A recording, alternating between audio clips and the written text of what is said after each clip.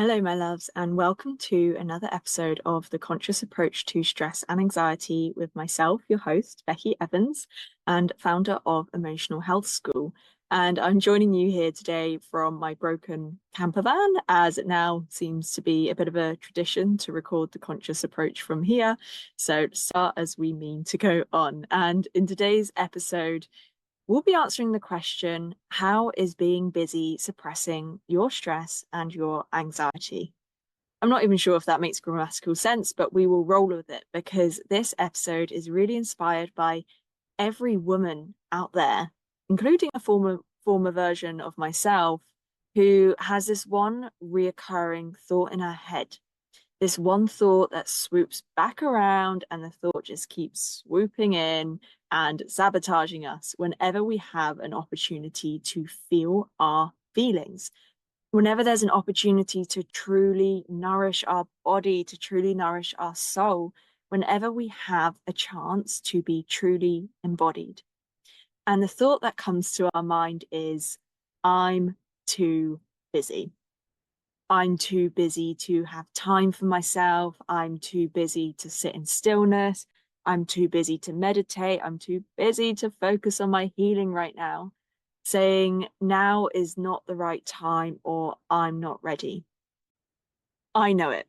We've all been there. And yes, personally, at this point in my journey, I do identify as someone who is spiritual, who is healing, who really devotes her life to listening to her emotions.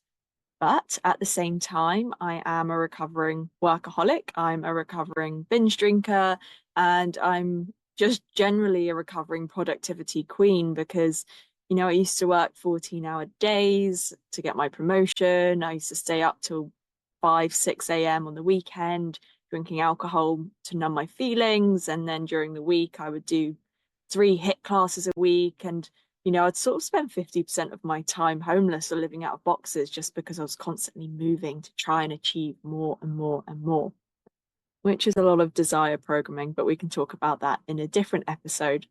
The point is that busyness used to be my middle name. And for those of you who have just tuned into this episode today, welcome. Like I mentioned, my name's Becky, and I am a stress and anxiety coach. And I help people through their busyness, through their stress, through their anxiety. And I use conscious methods to help people remember who they were before all of these emotional patterns, before all of these busyness programs, before we started to tell this lie to ourselves that we are busy all of the time. And I know what you might be thinking. I am genuinely busy, and I'm with you. We live in a society where, as women especially, there is this expectation to carry and grow a freaking human inside of us whilst working, whilst supporting our parents as they get older, whilst cleaning and cooking. And hey, men don't have it that easy either. But anyway, I digress. The point being is, you have this thought of I'm too busy, and then there is evidence to support that because there is just this never ending of list of life stuff to do. So you end up putting off any time for balance, you put off any time for emotional healing. And so the cycle of stress and anxiety really continues. And it's really just recognizing that this thought is keeping us stuck. And if you feel like I've just exposed one of your deep programs here, this episode is definitely for you, because today, my friends, we're going to dive into this exact question. How is being busy keeping you in your stress and your anxiety? Revealing this pattern, which I've seen and I've witnessed and I've experienced so many times, and really revealing it for what it really is by sharing 3 key concepts with you today. And if at any point you think, oh, this lady from the internet, she gets me, she gets my situation, and you want to explore further into this weird, wonderful, beautiful world of emotional healing, because quite frankly, you have had enough of this stress, busyness, and anxiety, please do not hesitate to DM me on Instagram. You can find me there at Emotional Health School. And please DM me the words podcast busy. That's at Emotional Health School with the words podcast busy, BUSR, BUSY, and I will personally message you back. It'd be really great to get to know you, to see how I can help. And yeah, really, I just hope that this episode helps all of the busy ladies out there to see that there is light and there is calm at the end. And sometimes this can feel like a never-ending tunnel, but I promise you there is light at the end of it. So let's get into it. Okay, so the first concept I would like to shine a light on is urgency culture. And this is something that I really briefly touched on in the intro, which is around the expectations that are placed on us. And it's important to remember this because so often we play it down. So often we try and hold it all together because Susan next door is managing everything, so why shouldn't I? And sometimes we forget to sort of zoom out and see the bigger picture, which is that we need to start seeing all of these expectations around us that are so unnatural. You know, the expectation to pick up the phone instantly, the expectation to answer all of our notifications instantly, the expectations to have and achieve things and be successful, all of these phone calls, getting things done now, now, now, now. And, you know, the expectation to not be quote unquote emotional when all of these expectations are not instantly met and they feel like too much. Even though we've been taught to expect them, we live in a culture where everything's expected urgently, and therefore to live up to this expectation, we may start to subconsciously fill our lives with being busy to meet this never-ending expectation. And we need to start seeing that these expectations are really ruining us. And I'm here to remind you that life, that our goal is fulfillment, is to feel good. That is why we are here. You know, anything we want to achieve in life is really a process. There are cycles, and some cycles are short and some cycles are longer. And so often we may give up or we may feel defeated when we're actually 95% of the way there. We've done all of the work, but then we get so lost in these expectations and not getting where we want to so quickly. You know, maybe we've tried something 198 times and you were meant to achieve it on the 199th time because we have this urgency culture within us. And there's so many sort of ancient ideologies out there, whether it's the yantra calendar, whether it's karma or numerology, you know, all of these ideologies show us that life unfolds in exactly the way it's meant to, at exactly the pace it is meant to.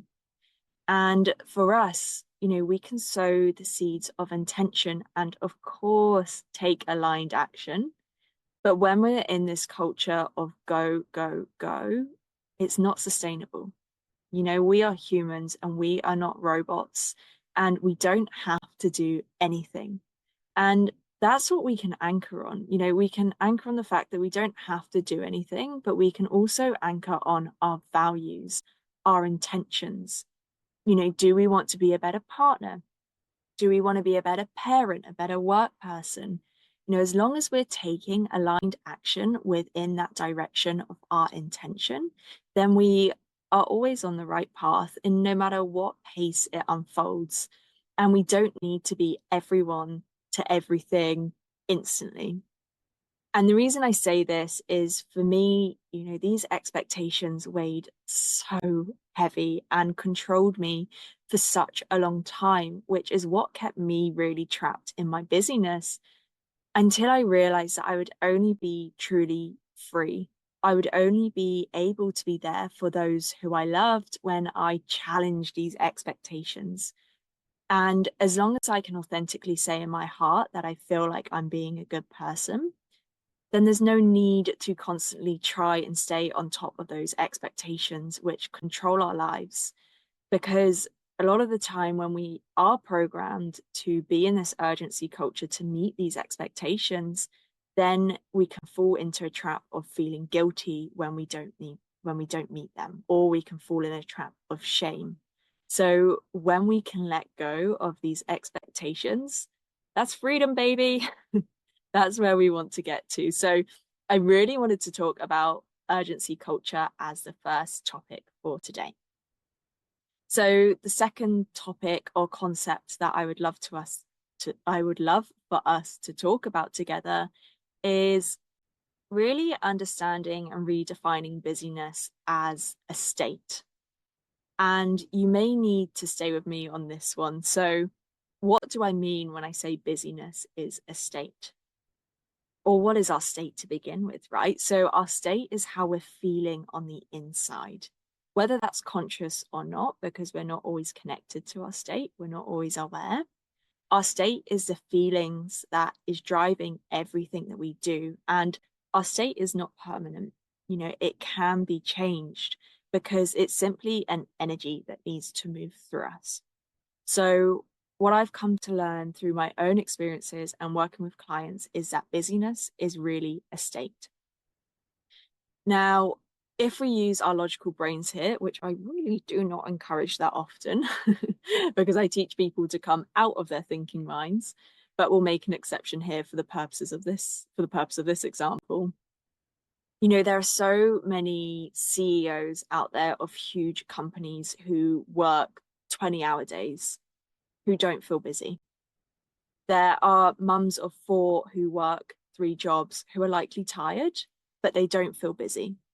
There are people out there who are training for a marathon, meal prepping, getting ready to climb Everest and travel Antarctica all within the next year, catching their own fish, and they don't feel busy. You might be starting to get my point here, which is that I'd really like to encourage you to look at being busy in a totally different way. You know, busyness shouldn't be measured by the amount of things that we need to do on our to-do list. Busyness is more our capacity to hold, that many things, our capacity to hold all of the different emotions attached to the amount of things that we have to do on a very deep subconscious level. And I'll repeat that again for the ones in the back. Busyness is measured by our capacity to navigate the things rather than the amount of things that we have. I'll let that sink in for a second. So essentially feeling busy, you know, it's not measured by the amount of things that we do. So if that's the case, why do I feel busy all of the time? Why do I not want to feel it? Feeling busy is something that we are subconsciously attached onto.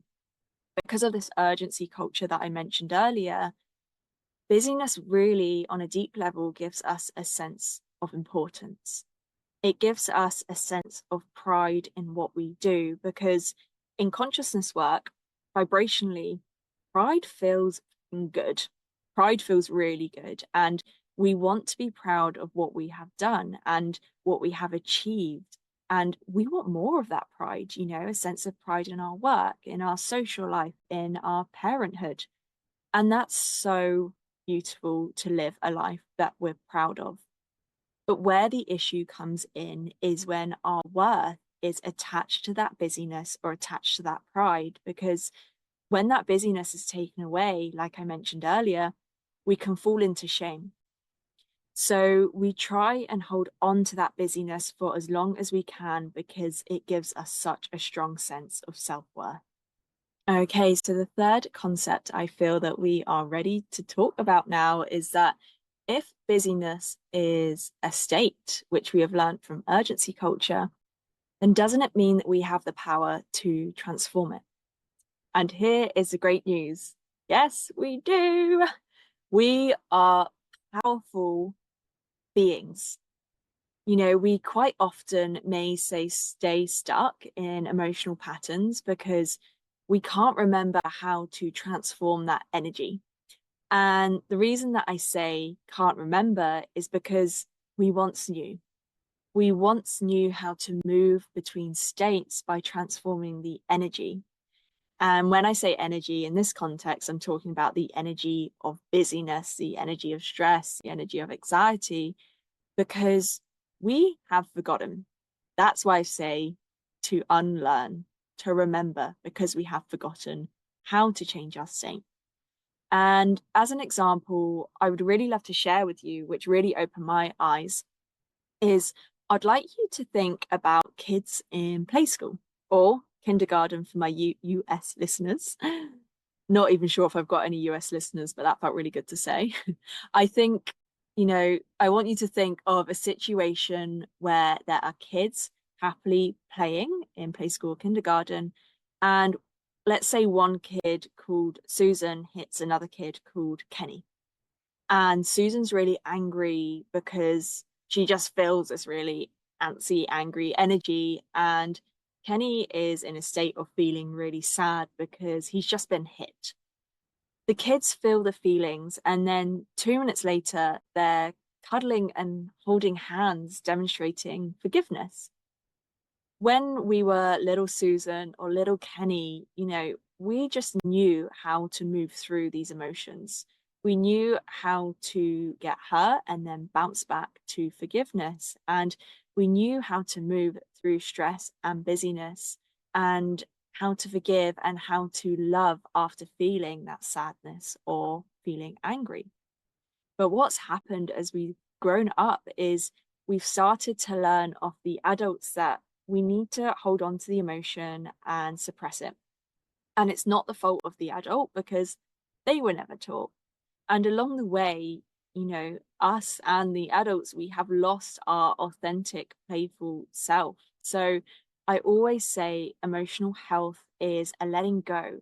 It's a remembering, it's coming back to being that kid in play school who can move through these emotions and unlearn these patterns that hold us. So we can remember how to let go of our busyness without needing to change anything on the outside. And this is exactly what I teach my clients, is how to measure their state, how to move through it, to remember their most authentic self before we started to learn how to attach to these emotions. Okay, so the fourth thing I want to talk about is, when is the best time to learn about not being stressed and busy?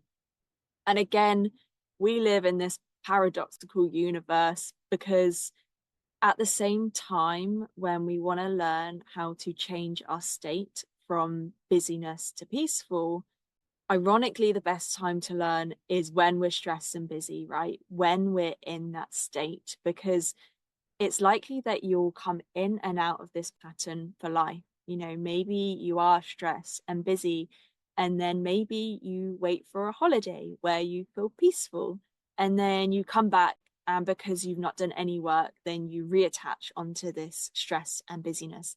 And there's this never ending loop of busyness, peaceful, and this ties really well into another analogy. And if you guys listen to this podcast, you will learn that I love analogies. And this is the analogy of, you can't heal on an island, which is exactly what I've tried to do. Every time I've gone traveling, I've gone away, and I felt like this healed, awoken priestess. And then I come back to my reality, which is that I still carry these patterns of busyness, this feeling of busyness, because when I come back from the island to the mainland, literally every time I realize that the true healing needs to be done from within. And sometimes we need to face the fact that we're always going to be busy, and life is always going to throw this at us. And it's likely for us that if we've always been in this busy state, then it actually feels safe for us to be there. So it's likely on a subconscious level that we are seeking out this busyness. When is the next trip? When is the next project? Because your state creates your story. If you are in a state of busyness, that is what will happen within our reality. If we are vibrating at this busyness, at this hecticness, that is exactly what we're going to attract. It's very similar to if we're in a state of worry, and if we're constantly scared and anxious, then those are the sort of things that we will attract. When we are in a state of busyness, we're always going to find something more important to do, and we will live in this constantly busy life, which is absolutely fine. I'm not here to tell you that you need to start doing anything differently. It's your life and it's your choice. But it's really important for me as a coach, and it's my responsibility to show us that sometimes we can realize that we've not created any time. We've not created any time for balance, any time for connection, for the people that we love, the people that we live with. We've not created time to be in the present moment, to be in our rest and our digest and our healing, which is ultimately what we're all here for. And one thing that woke me up from my emotional patterns of busyness, in fact, I would love it if everyone could do this right now, and to check the screen time on their phone. How much time are you spending on your phone? And is there any opportunity to reallocate a small part of your human experience to you? To you to then be there for others? And it's so funny because quite often I will hear myself say, I'm too busy to work on my emotional health. And what I always ask myself back is, do I know how much time that I need to dedicate to it? So, like, a really good example in my program is, sometimes the thought can come up for potential clients where they say they don't have the time to do it, without even knowing how much time is needed for it, because the program, it really doesn't take that long. We are learning how to let go in that moment of trigger. And when I then explain how long it takes in my program, 15 minutes in the morning, 15 minutes in the evening, that story of busyness goes completely out of the window. But the point is, our minds are so attached to this busyness, it will always come up with that as a reason to do things which may actually be less healthy. And this thought of being busyness attaches to itself in the story before even becoming curious about the facts. And there's no shame in this at all. It's just, it's really fascinating to be an observer of these thoughts when they come up. Okay, beautiful people, I feel like this is a really nice, natural place to wrap up, and it's summary time. So the question we set to answer at the beginning of this podcast is how being busy is keeping you stressed and anxious. So today together we explored some of those concepts, some information about busyness, and the first was around urgency culture, around expectation, around constantly trying to live up to this mark that has been, made up for us. And as long as we are trying to run towards matching this unrealistic expectation, we will never be free. So we can always really anchor into our intention and understanding that things take time and things, are a process. The second thing that we touched on was understanding that busyness is a state and we can transform that, and not buying into the story that, we're always busy and we never have time, because we can quite clearly see that when we look at high performing people who do a million things in a day, they just don't have that busyness feeling. And we can subconsciously attach onto busyness as part of our pride and as part of our self-worth. So there can be a lot of fear in not being busy. Thirdly, just that, we have the power to transform this state. We are powerful beings. I will say this so many times throughout these episodes. And we can quite clearly see that when we look at kids at play school or kindergarten who effortlessly flow through their states and their emotions. And lastly, the best time to learn how to change your state is usually when you're in that state. So, you are equipped with the skills to use them on the mainland, to use them the next time life throws busy at you. Now, if you enjoyed listening to this podcast, if you feel like you got some ideas or newfound inspiration, well, there's a lot more where that came from. And where you'll learn to implement all of this is in my one-to-one 6-week to inner peace program, where I just guide you on the most beautiful journey. I personally hold your virtual hand all the way through the highs and the lows, where you learn how to shift your inner state. You learn how to move through your emotions to stop being stuck in this loop without having to, you know, explain to me all of your past, without needing to think your way out of feelings. At this point in time, my program is a one-to-one journey, and I will be excited in the future to be moving towards a group program. So that means at the time of recording this podcast, 6 weeks in a piece is the lowest price it will ever be, because it's a deeply and personal transformative program. I have limited capacity for how many clients I can hold, and I like to be very true to myself in how many people I can hold, so I don't get stuck in that busyness loop. So, if this episode did really relate to you, if you did get a lot of inspiration from it, if you wanted to learn more about the program, I would love to hear about it. And I do recommend that you slide into my DMs, because I don't let everybody into the program. And it's really important for you and me to make sure that this is a good fit for you. And I recognize it's really important for you to invest your energy into something that supports you and something that brings you directionally towards being your most fulfilled self. So you can find me on my Instagram page at Emotional Health School.